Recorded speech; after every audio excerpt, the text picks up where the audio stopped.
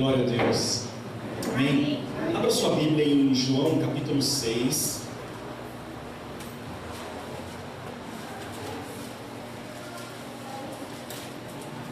João capítulo 6, nós vamos fazer a leitura do 60 até o 71. João 6, do 60 até o 71.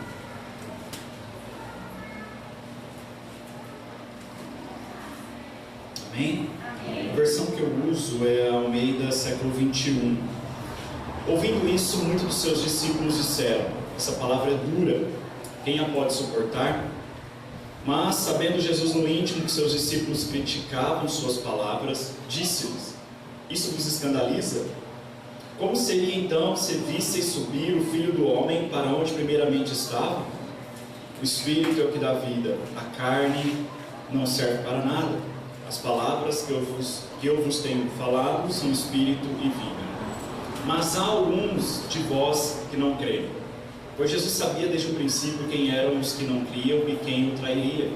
E continuou: por isso vos disse que ninguém pode vir a mim se não me for concedido pelo Pai. Por causa disso, muitos de seus discípulos voltaram atrás e deixaram de segui-lo. Então Jesus perguntou aos 12: vós também quereis retirar-vos? Simão Pedro respondeu: Senhor, para quem iremos? Tu tens as palavras de vida eterna, e nós cremos e sabemos que Tu és o Santo de Deus. Jesus lhes respondeu: por acaso não escolhi a vós os 12? Contudo, um de vós é um diabo. Ele se referia a Judas, filho de Simão Iscariotes, pois ele, um dos 12, haveria de trair. Vamos orar mais uma vez? Senhor, muito obrigado por esta manhã.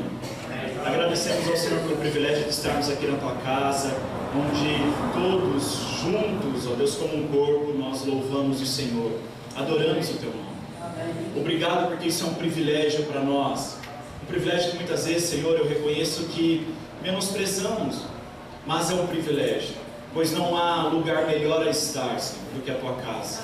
Não há coisa melhor a fazer do que estar aos Teus pés. Por isso eu agradeço a Ti. Agradeço ao Senhor principalmente pelo privilégio que temos de poder ouvir a Tua palavra, Senhor. Obrigado. Obrigado pela liberdade que o Senhor nos deu, onde nós estamos e vivemos, para ouvirmos a Tua palavra, Pai. Para podermos ficar aqui o tempo que quisermos debruçarmos nas Tuas santas letras. Obrigado, Senhor, porque nós sabemos que muitos estão privados desse privilégio. Ou muitos não querem ter esse privilégio, não querem ouvir o Senhor. Por isso eu peço que o Senhor fale ao meu coração, fale ao coração da igreja do Senhor essa manhã.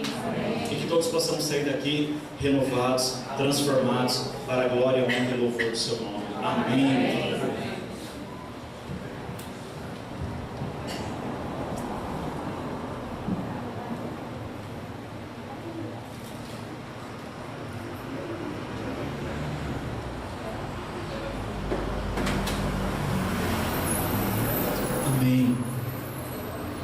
Esse texto de João ele é muito interessante, porque ele é quase como se fosse uma conclusão de toda uma trajetória, de todo um período ali na vida do ministério de Jesus. Se você pegar antes desse texto, você vai ver grandes feitos de Jesus: a multiplicação de pães, a cura de um oficial, a cura de um paralítico, a missão, ele dando a missão para os 12. Então é um longo caminho aonde ele vem falando a respeito de si, do reino, as pessoas seguindo ele, e ele ali operando alguns sinais e algumas maravilhas. Até o ponto em que, vendo toda aquela multidão, imagine a multidão que ele multiplica ali os pães e os peixes, toda está seguindo Jesus, e ela já vem seguindo Jesus ao longo de um tempo. E ele vendo aquela multidão, então ele começa um discurso a respeito dele mesmo quanto o pão da vida. Ele mesmo começa a dizer para aquela multidão que talvez via em Jesus um evangelho assistencialista, ou seja, um reino onde eles teriam aquilo que eles precisavam aqui materialmente: comida, bebida e segurança. E aí Jesus volta então para aquela multidão e fala: olha, eu não vou mais dar pão para vocês, porque vocês precisam entender que eu sou o pão. E quando vocês provarem da minha carne, beberem do meu sangue, vocês não vão mais ter fome, não vão mais ter sede, vão experimentar uma vida que será eterna. E aí a Bíblia fala que muitas pessoas começaram a ouvir então esse discurso e começaram a abandonar Jesus. Inclusive muitos dos seus discípulos. Vários discípulos estavam ali com Jesus, e quando eu digo discípulos aqui, nós temos que fazer a distinção entre discípulos, aqueles no geral em que Jesus chamou e que o seguiam, e os 12, que era um grupo particular de discípulos mais chegados. Mas muitos dos seus discípulos, que ele havia chamado ao longo do caminho, ou que tinham se rendido a ele, estavam seguindo, começaram a dizer muito duros que ele está pregando.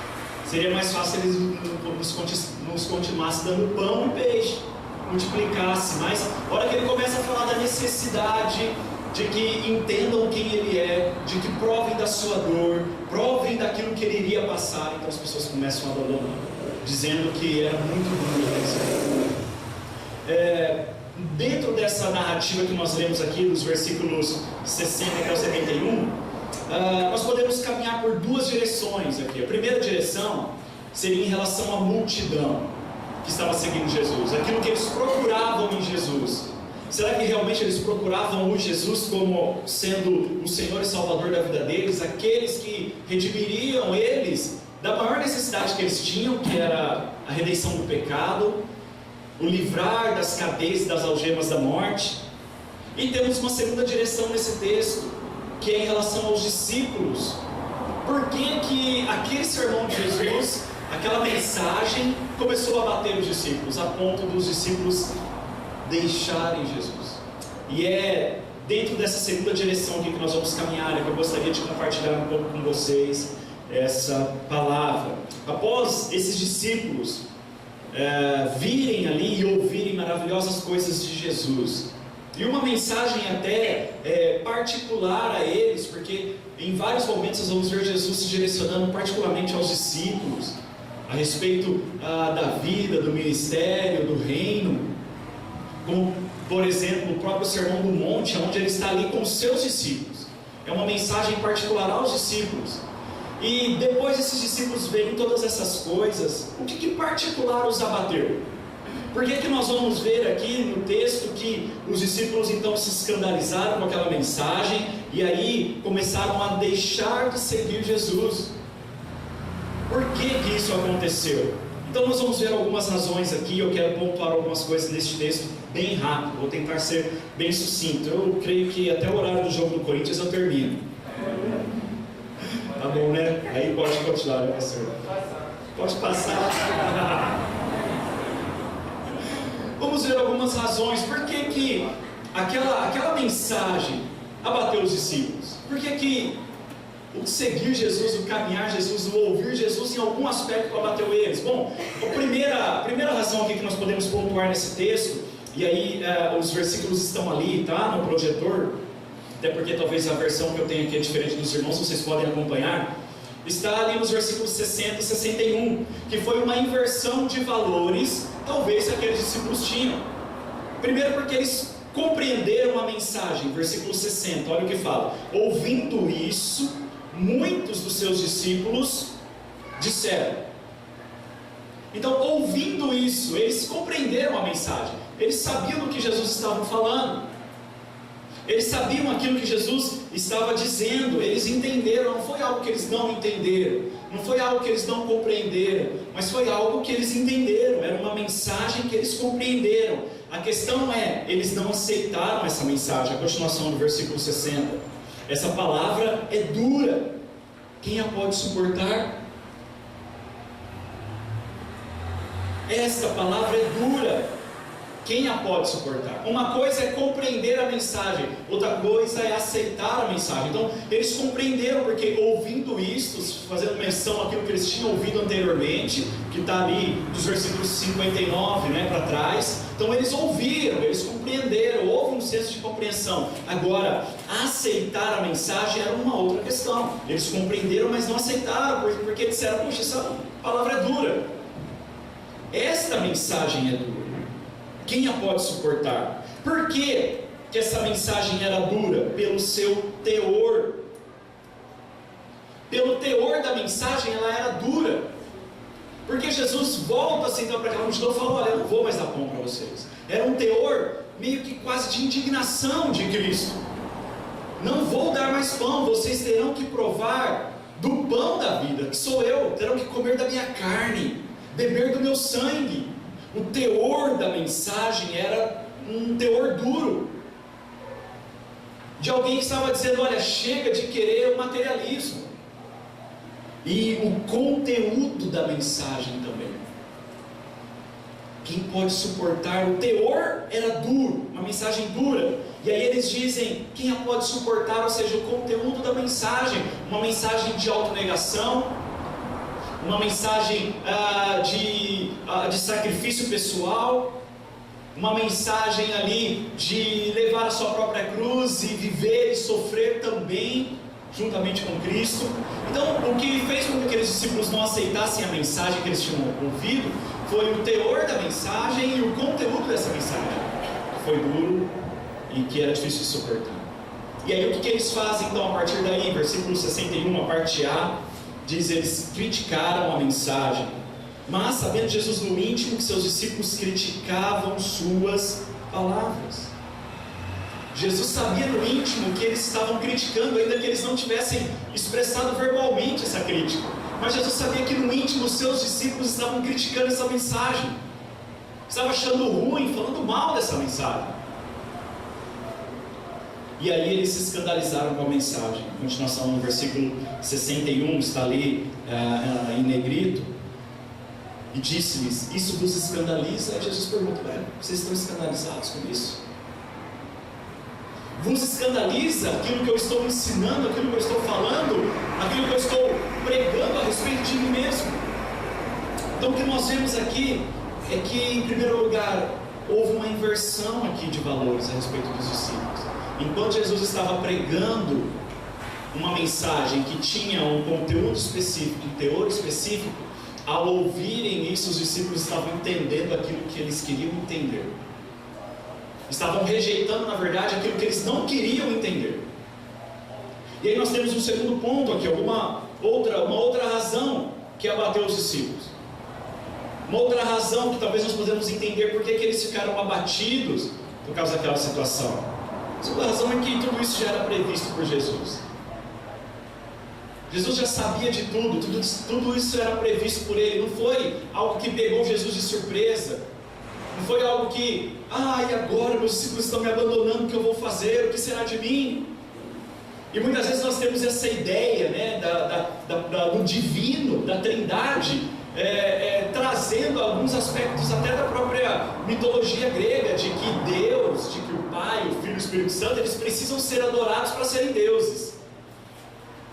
E a cultura evangélica no Brasil tem um pouco dessa ideia, de que Deus só é Deus se tiver uma igreja adorando. Deus só é Deus se tiver um povo ali clamando por Ele, levantando as mãos e se curvando a Ele. Deus é Deus independente de nós. Amém. Isso que nós fazemos aqui não é por uma necessidade de Deus de ser adorado, irmãos. E eu ouvi já algumas pessoas dizendo algumas besteiras como o principal fundamento de Deus ter criado o homem no Éden era pela necessidade de adoração que ele estava sentindo, porque Lúcifer tinha se corrompido e ele teve que expulsar Lúcifer do céu. E aí, quem iria adorá-lo? O que nós fazemos aqui é por uma necessidade que nós mesmos temos de Deus em nossos corações, uma necessidade de Cristo em nós. E pela graça Ele nos concede o privilégio de sermos igreja e estarmos aqui como o corpo dele, cultuando o seu nome. Isso aqui é para nós, um privilégio nosso, que Ele nos deu sem merecermos, fazermos parte do seu corpo e podermos adorá-lo. John Piper ele diz isso, que o fato de adorarmos a Deus não é um mérito, é um privilégio. Deus nos deu o privilégio de podê-lo adorá-lo. É um privilégio, Ele não necessita disso, mas Ele concede a homens pecadores adorá-lo. E Ele recebe isso através do seu Filho. Então tudo era previsto por Jesus. Jesus não se espanta ao ver os discípulos abandonando. Era previsto por Ele. Os versículos 61, 64, 70 e 71 vão mostrar isso. Era previsto por Jesus por causa do seu conhecimento pessoal.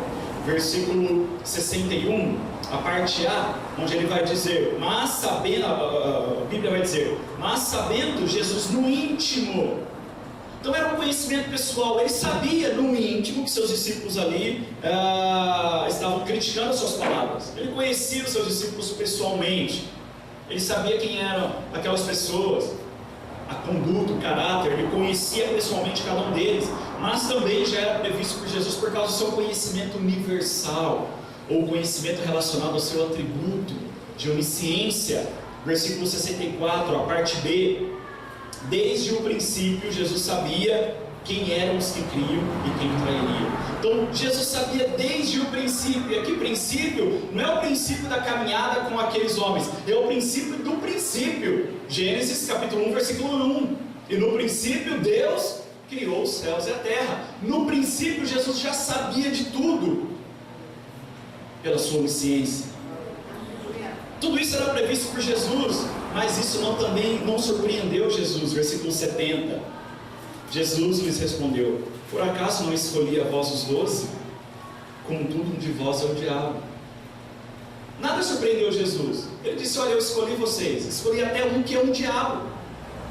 Diabo, a palavra significa que inimigo, né? Significa aquele que é contra. Escolhi um diabo entre vós, um que vai se levantar contra mim. Eu escolhi, eu sei de tudo, nada me surpreende, pois tudo já estava determinado. Versículo 71. Ele se referia a Judas, filho de Simão Iscariotes, pois ele, um dos 12, haveria de traí-lo. E aqui no próprio livro de João, no capítulo 17, versículo 12, Jesus diz na sua oração ali com o Pai: enquanto eu estava com eles, eu os guardei e os preservei em teu nome que me deste. Nenhum deles se perdeu, senão o filho da perdição, para que se cumprisse o quê? A Escritura. Então Jesus sabia de tudo. Aquela situação não pegou Jesus de surpresa. E Jesus ficou triste agora, cabisbaixo, começou a chorar aos pés daqueles que estavam ali com eles. Não, pois ele sabia de tudo. Tudo isso era previsto pelo seu conhecimento pessoal, pelo seu conhecimento universal, a sua onisciência, porque tudo já estava determinado, inclusive o filho da perdição, para que se cumprisse as Escrituras. Qual outra razão pelo qual nós podemos entender o abatimento dos discípulos? Que após isso Jesus então vem e expõe a incredulidade deles. Jesus expõe a incredulidade deles, versículos 62 e 63. Expõe mediante a asserção dele, versículo 62. Como seria então se visseis subir o Filho do Homem para onde primeiramente estava? Jesus expõe a incredulidade deles ao comparar aquela situação com a sua ascensão. Era como se ele estivesse dizendo: olha, se vocês estão escandalizados com uma mensagem que eu trouxe, quanto mais se vocês me virem subir aos céus. Se vocês me virem, vão se escandalizar ainda mais.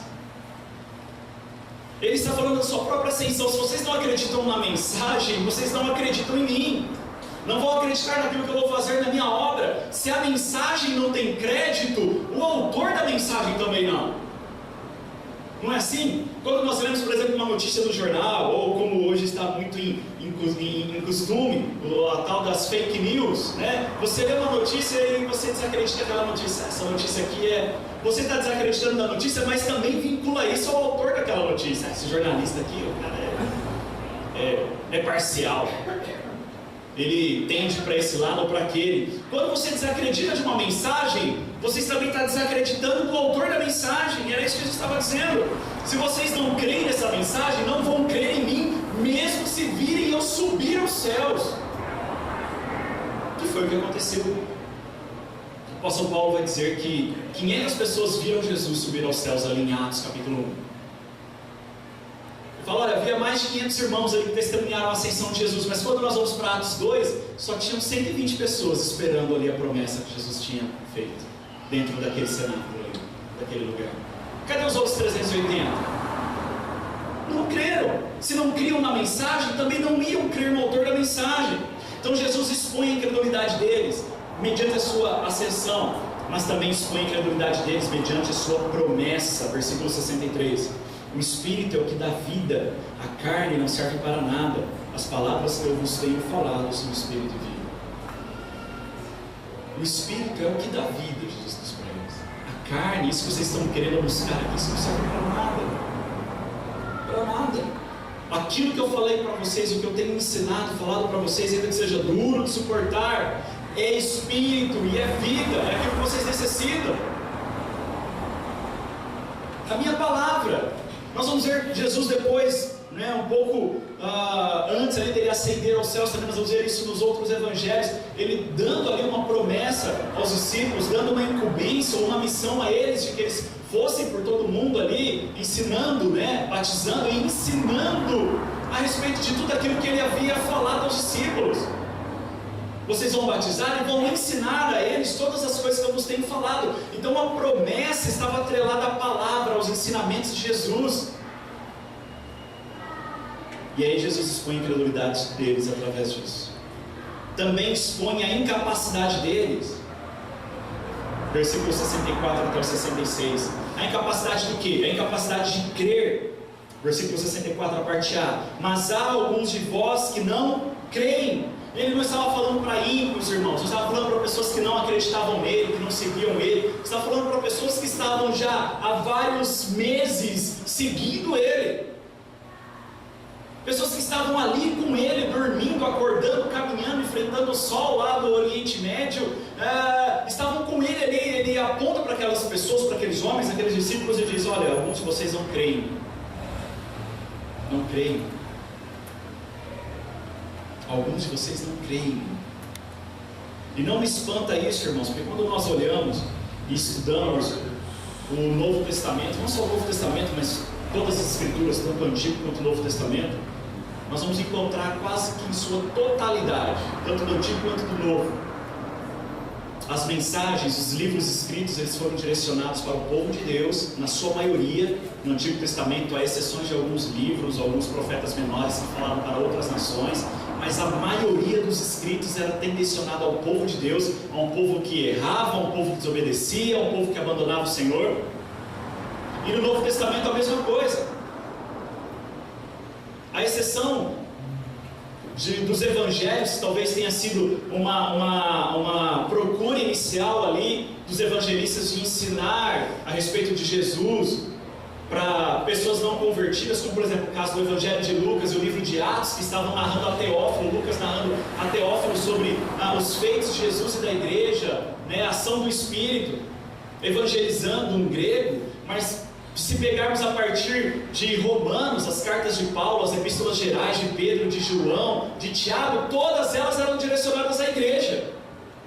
Não foram direcionadas a um povo fora da igreja. Todas elas escritas a igrejas que de alguma maneira estavam se desviando da verdade. E vemos aqui Jesus trabalhando nesse sentido. Eu não estou falando com aqueles que não me receberam como Senhor, estou falando a vocês que não creem em mim e me seguem. Então expõe a incapacidade deles de crer. O homem é incapaz de crer em Deus por si só. Ele expõe a incapacidade deles também não só de crer, mas de ir voluntariamente a Jesus. Versículo 65, e continuou: por isso eu vos disse que ninguém pode vir a mim, se não me for concedido pelo Pai. Vocês podem estar aqui comigo, mas ninguém pode estar verdadeiramente comigo se o Pai não quiser, se não for concedido, se não me for dado pelo Pai. Por isso que lá na oração que Jesus faz a Deus no capítulo 17 de João, ele vai agradecer ao Pai por aqueles que o Pai deu. Pai, eu te agradeço pelos que o Senhor me deste. Porque se o Pai não der, ninguém vai voluntariamente a Cristo. É isso que Jesus está falando. Vocês estão aqui comigo, mas não estão comigo, porque de certa forma não foram dados pelo Pai a mim. Expõe a incapacidade do homem de ir voluntariamente. O que ele estava querendo mostrar era que mesmo eles seguindo a Cristo, eles não seguiam a Cristo. Mesmo caminhando, mesmo estando com Jesus, eles não estavam com Jesus, porque isso é incapaz ao homem de voluntariamente ir. O próprio apóstolo João vai dizer isso: olha, ninguém pode dizer que Jesus é o Senhor se não for pelo Espírito. Ninguém pode dizer. Só pelo Espírito Santo, só pelo trabalhar, pela santificação, pela regeneração, pela ação de Deus em nós podemos confessá-lo como Senhor. E Jesus expõe também a incapacidade deles de segui-lo, versículo 66. Por causa disso, muitos de seus discípulos voltaram atrás e deixaram de seguir. E aí, quando ele expõe essa incapacidade, o que os discípulos fazem? Abandonam. deixam de segui-lo, voltam atrás. Quinta razão. Aí Jesus vai provar a credulidade dos 12. Ele vai expor a incredulidade e a incapacidade dos discípulos no geral, mas aí aqui ele vai provar, no sentido de testar a credulidade dos 12, versículos 67 até o 69. E como que ele faz isso? Através de uma pergunta. Versículo 67. Então Jesus perguntou aos 12: vós também quereis retirar-vos? E vocês também não querem aproveitar a carona e também não querem ir embora? Talvez alguns em nossos dias hoje, que tentam diluir o Evangelho, somente mostrar o lado bom do Evangelho. E eu lembro, não lembro bem da canção, mas eu lembro de criança, de ouvir minha mãe ouvindo uma canção, também não lembro bem o grupo, talvez os irmãos aqui me ajudem, os irmãos que têm tempo aí de caminhada na igreja, mas eu lembro que minha mãe gostava de ouvir uma música que dizia, não pregue somente as rosas, mas pregue os espinhos.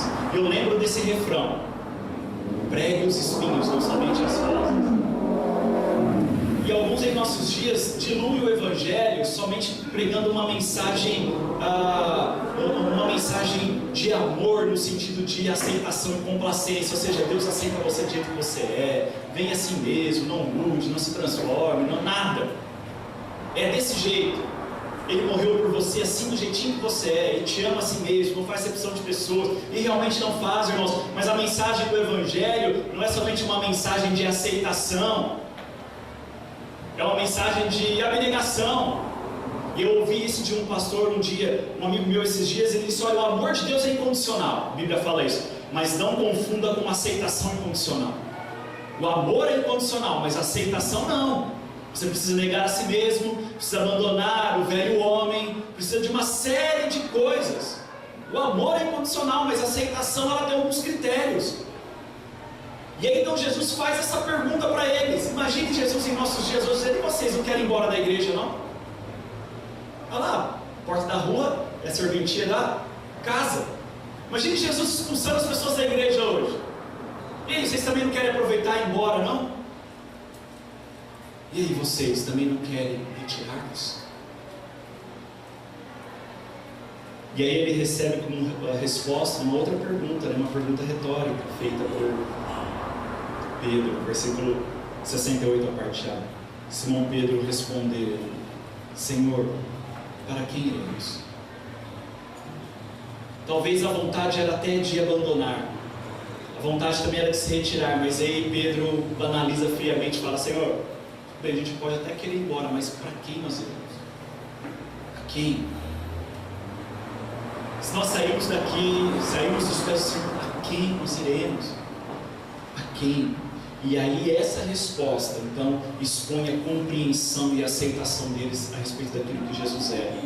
E aí Pedro continua: tu tens as palavras de vida eterna. São palavras duras?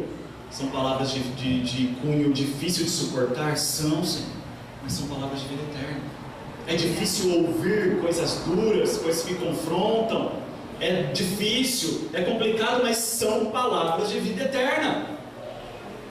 São palavras de vida eterna. Eu gosto de ilustrar essa compreensão de Pedro com o que minha mãe fazia comigo quando eu era pequeno, quando eu estava com febre e dor de cabeça. Existia um remédio, aquele remédio que inventou esse remédio, eu não sei, o cara era da peste. O nome do remédio era Magnopirol. Pensa num trem, olha, um trem ruim, a manifestação do mal era aquele remédio.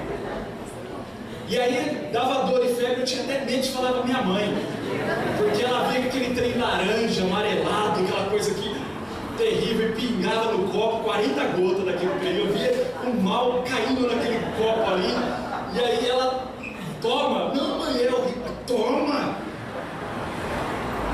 Eu lembro de falar para ela: mistura um pouquinho de água e açúcar para ficar com gostinho, mas não, toma desse jeito, menina. Tinha que tomar aquele negócio amargo, ruim, que descia na garganta assim, e por mais que você comesse qualquer coisa, tomasse qualquer coisa, depois ficava o dia inteiro aquele amargo na garganta. Mas dali a alguns minutos, irmãos, estava resolvido o problema. E a famosa bezetacil? Pedro diz: Senhor, é duro de suportar, é terrível, amarra na garganta, aperta o coração, dá uma dor no estômago de ouvir essa mensagem, mas ela é vida, ela promove vida. E ali então os 12, eles compreendem e aceitam ali aquela mensagem a respeito do que realmente Jesus era. Versículo 69. E aí ele continua: e nós cremos, e não só cremos, e sabemos que tu és o Santo de Deus. E essa expressão, só esse versículo aqui nós poderíamos passar toda uma manhã, irmãos, estudando eles, por causa da afirmação teológica que nele há. E quando Pedro fala de que tu és o Santo de Deus, ele está entendendo o propósito de Cristo, não o propósito que os judeus esperavam no verdadeiro Messias. Então há todo um conhecimento, há toda uma compreensão teológica da própria vida de Cristo. E hoje nós vivemos dias que não são diferentes desses dias aqui, no sentido de mentalidade, de pensamento a respeito daquilo que se refere ao divino, ao Santo de Deus, a Cristo. Eu acho que são épocas diferentes, vivemos num contexto mais moderno, mas a maneira de pensar ainda é a mesma coisa. E principalmente vendo aí, nesses últimos dias, os últimos acontecimentos em nosso país, que tem tomado a nossa nação, e querendo ou não, há um envolvimento nosso, e tem que ter realmente. Mas acompanhando alguns irmãos na internet, principalmente no Facebook, eu começo a perceber assim, que há uma certa aceitação e uma negação de quem é Cristo e da sua obra, mediante aquilo que nós muitas vezes falamos e publicamos.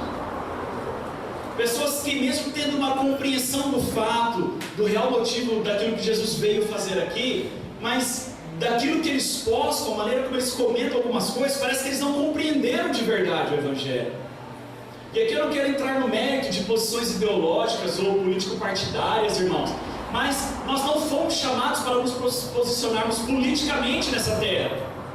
Ainda que como cidadãos devemos exercer a nossa função política aqui, termos as nossas definições, mas nós somos chamados de uma maneira geral para anunciarmos o reino de Deus. Isso é apolítico. Eu nunca posso afirmar que Jesus era socialista, assim como eu não posso afirmar que Jesus era de direita, porque não foi esse o fundamento dele ter estado aqui.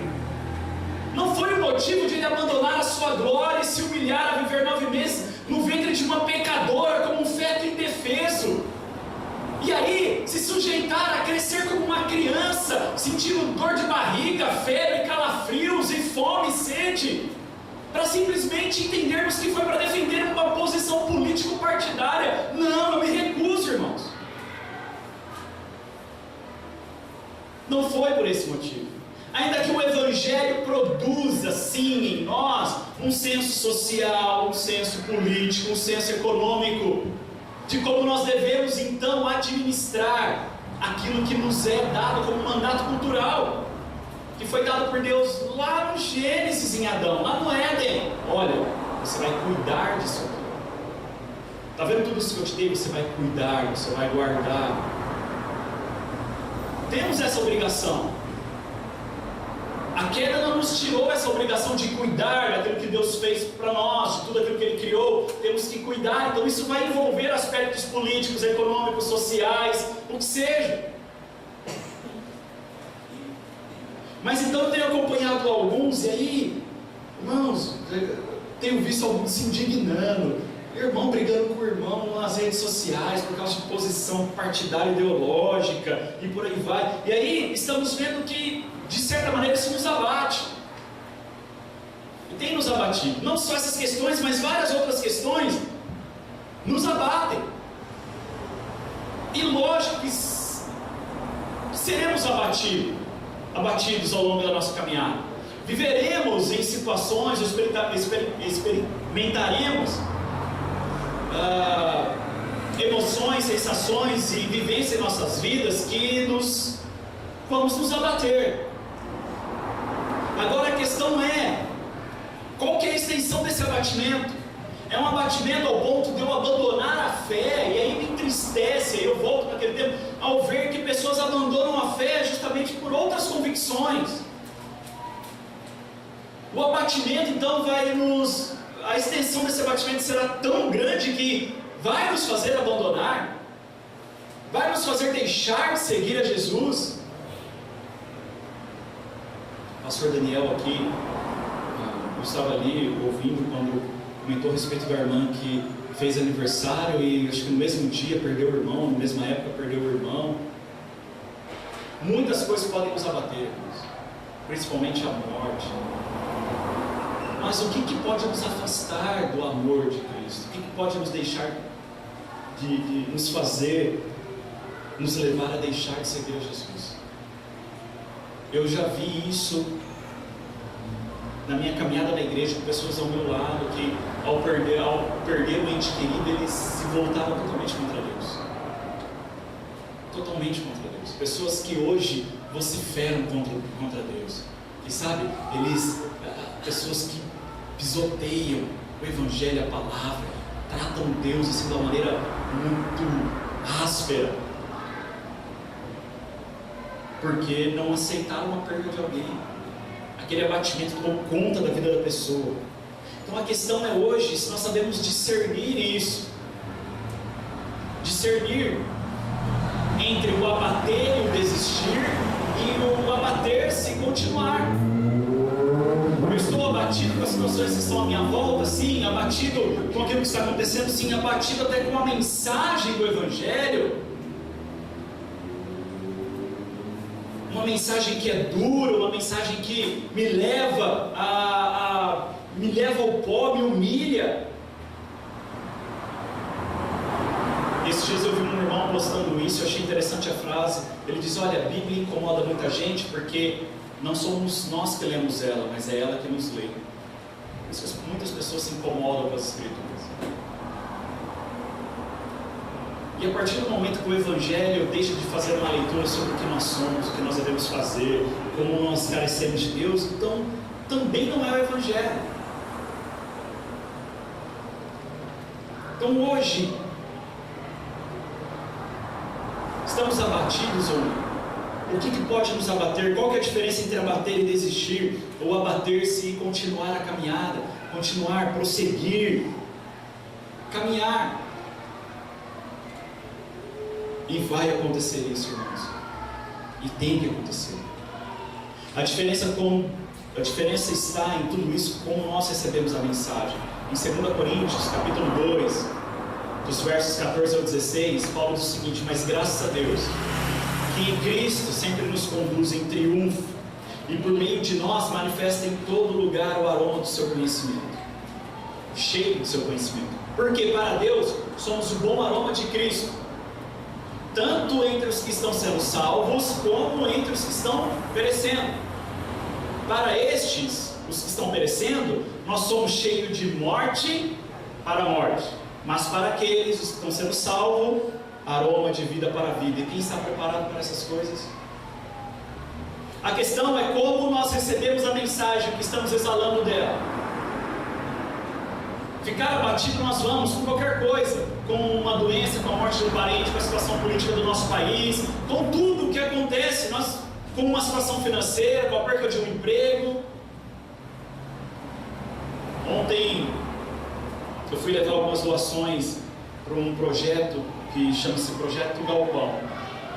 O Gustavo, a Silvia, que coordena o projeto, eles tinham pedido alguns cobertores, eles estão fazendo um trabalho com os moradores de rua. Esse projeto ele trabalha com moradores de rua. Eu fui levar os cobertores, consegui arrecadar com clientes, com amigos, e todo contente, né? Pude levar cobertores, edredons. Cheguei, deixei os cobertores e edredons lá com eles. Eles estão numa chácara fazendo um retiro com os moradores de rua. E conversa vai e vem. Na hora que eu vou dar ré, sair com o carro para sair da chácara, bati num poste que tinha bem no meio do campo, bati a traseira do carro, quebrou lanterna, amassou para-choque. Aí eu vim me indagando, falei: Senhor, eu estava fazendo uma boa ação, eu fui levar cobertor para os irmãos. que por essas coisas nada de mal pode acontecer conosco, gente. A gente acha que por essas coisas nada de mal pode nos acontecer. A gente acha que só porque nós vamos conclamar um jejum, uma oração no nosso país, coisas erradas a respeito do nosso governo não vão acontecer, irmãos. O povo de Israel foi cativo várias vezes, ficou como escravo do Egito, depois ficou na Babilônia, depois Deus submeteu eles a vários outros impérios. Império persa, império grego, império romano. Depois fez questão de destruir a nação de Israel, que só foi depois restituída no ano de 1948. Nenhuma daquelas igrejas do Novo Testamento está em pé hoje. E a gente acha que coisas ruins nos acontecem porque Deus está no nosso meio, então porque Deus não ouviu nossas orações, e porque se o Brasil caminhar por um caminho que nós queremos, então quer dizer que nossas orações não funcionam, Deus não está conosco, e nos abatemos. Não, irmãos. Nós precisamos entender, e a diferença está como nós recebemos a mensagem. Bom, primeiro, quando a mensagem ela é cheia de morte, ela vai gerar morte. Em 2 Coríntios, capítulo 14, dos versos 14 ao 16, está ali grifado em negrito: somos o bom aroma de Cristo entre os que estão perecendo, para estes somos cheios de morte para a morte. O Evangelho não vai agradar, a mensagem não vai agradar, e agradar entre nós mesmos. Alguns de nós, dentro da igreja, ao ouvir um sermão, vão sentir cheiro de morte. Aquela mensagem não vai soar como vida, vai soar como morte. E assim como eu, em muitos períodos da minha vida, muitas pessoas ao ouvir um sermão e quando o pastor termina o sermão, a vontade dele é de grudar no pescoço do pastor e estrangular ele. O que esse cara acha que é? Ficar pregando essas coisas? Espero que só tenha sido eu que tenha pensado assim um dia na minha vida, a respeito de uma mensagem que eu ouvi. Quem que esse pastor pensa que é? Está falando aí em cima, pecador igual eu, quer ficar apontando meus erros, meus pecados? Entre nós, irmãos, a mensagem ela vai cheirar morte, ela vai feder, e aqui o aroma de morte é realmente o fedor da morte, aquele cheiro de decomposição humana, o cheiro de morte. Quando nós vamos a um velório, ainda que um funeral, todo o corpo hoje de um defunto, ele é preparado, mas tem um cheiro muito ruim, exala um fedor, e é isso que Paulo está falando. Olha, para alguns, a mensagem do Evangelho vai ter cheiro de cadáver em decomposição, aquele cheiro insuportável, horrível, que dá náusea, que dá ânsia, dentre os que estão aqui dentro. Paulo está falando. Então a mensagem é cheia de morte. No texto que nós lemos em João, capítulo 6, versículos 64, a parte A e o versículo 66 diz isso: mas há alguns de vós que não creem, versículo 66, por causa disso muitos de seus discípulos voltaram atrás e deixaram de segui-lo. Estava incomodando tanto eles aquilo que Jesus tinha falado, que parecia fedor de carniça, eles queriam se afastar daquilo. Eles não criam e abandonaram Jesus. Como que nós estamos recebendo a mensagem? Ela é cheia de morte, ela nos causa náusea, ou a mensagem, em segundo lugar, é cheia de vida? Porque se ela é cheia de morte, ela vai gerar morte. Se ela é cheia de vida, ela vai gerar vida. Voltando em 2 Coríntios, ali dos versículos, capítulo 2, versículos 14 a 16, Paulo vai dizer, está grifado ali: somos o bom aroma de Cristo entre os que estão sendo salvos. Sendo, um processo para aqueles os que estão sendo salvos, o aroma de vida para a vida. Senhor, a quem nós iremos? Tudo bem, Senhor, não é fácil, mas aqui nós iremos, só tu tem palavras de vida eterna. Foi essa a expressão de Pedro ali no João 6, 68 e 69. Simão Pedro respondeu: Senhor, para quem iremos? Tu tens as palavras de vida eterna, e nós cremos e sabemos que tu és o Santo de Deus. Nós cremos e sabemos. Nós estamos abatidos, sim. Foi uma mensagem dura, sim. Estão tentando entender o que o Senhor quer dizer com comer da sua carne, beber do seu sangue. Será que eu tenho que participar da tua dor? Mas, Senhor, é tua palavra, é vida. Sem ela eu morro. Se eu me afastar de ti, eu não vou ter mais vida. Se eu me afastar dessa palavra, eu não terei mais vida. Irmãos, com isso aqui eu quero abrir um parênteses. Nós temos que parar com essa mania de querer pregar sermões que agradam o povo. A igreja brasileira está cheia de evangelho psicologizado, evangelho terapeuta, aonde o que nós temos que fazer é parar de ofender o mundo, parar de agredir os não crentes. O evangelho por si só é uma agressão. O apóstolo Paulo vai dizer: não me envergonhe do evangelho, porque ele é o poder de Deus para a salvação, tanto do judeu quanto do grego. Mas aí em 1 Coríntios capítulo 1 ele vai dizer que para o grego o evangelho é o quê? É loucura. E para o judeu é o quê? É escândalo, é blasfêmia. O evangelho vai ser sempre loucura, vai ser sempre escândalo. Jesus é isso.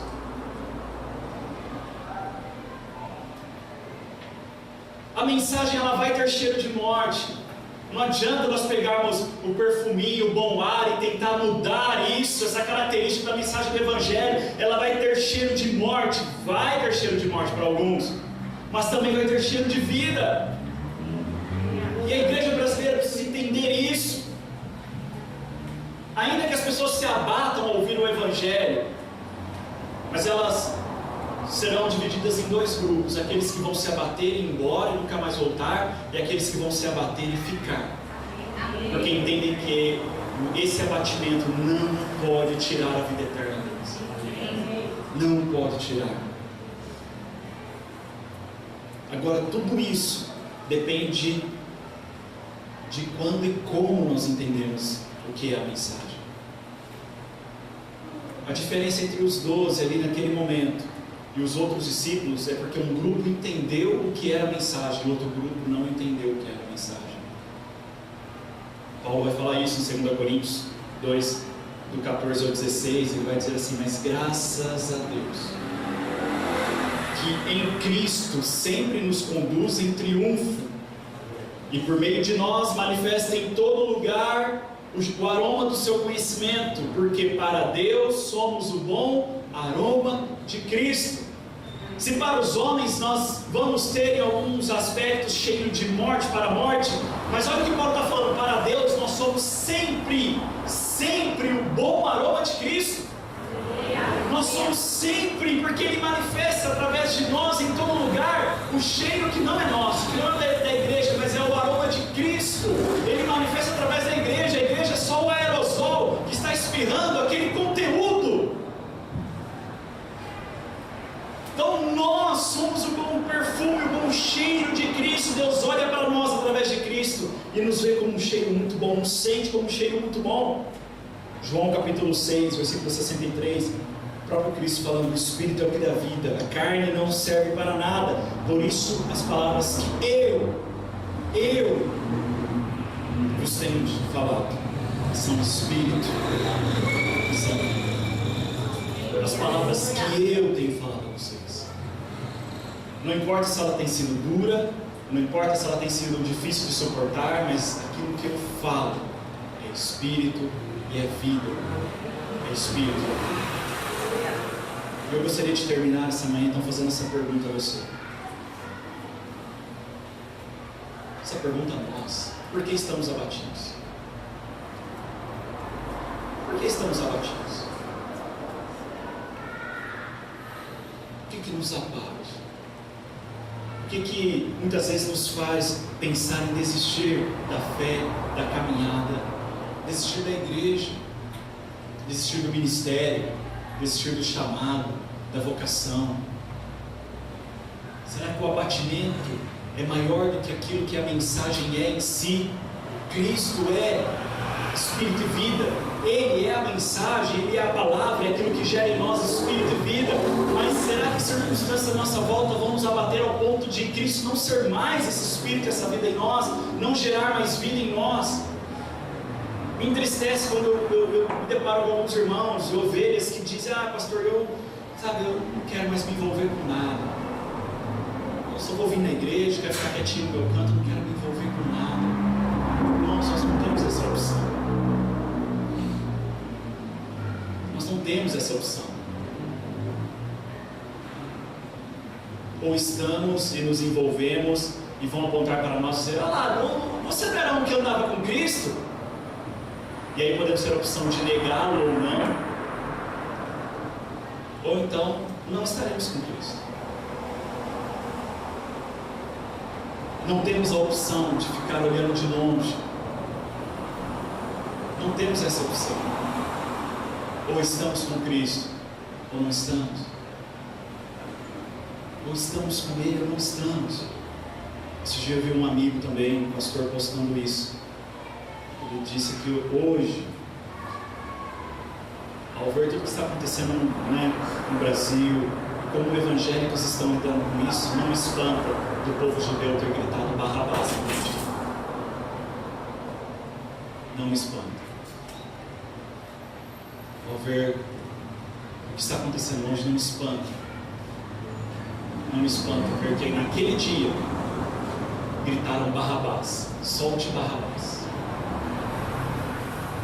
O que tem te abatido? O que tem nos abatido? Por que nós estamos abatidos? Se nós temos, irmãos, as palavras de vida eterna.